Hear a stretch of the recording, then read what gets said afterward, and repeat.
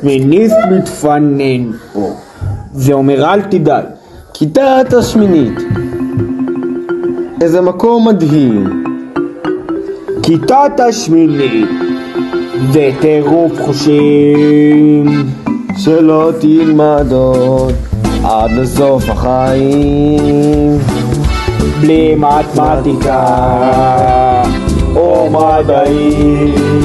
שמיניסט מתפנן פה. שמיניסט מתפנן פה? כן, זה המוטו שלנו. מה זה מוטו? אוי, תעזור לי, זינוק מסכן.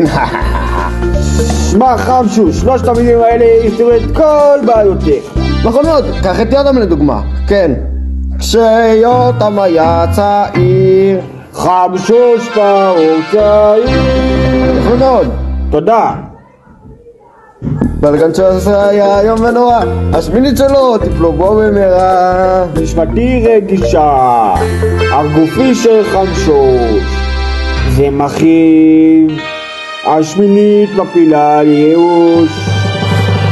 אוי הבושה, הוא הרגיש קשה, עוד החליף את השם, אבל ברוך השם הוא נושם. או כמה שעות סבלתי איך המגש? בכל פעם שהוא היי יותם, לא בפני הרב משה. שמיניסט מתפנן פה, זה משפט קומדי.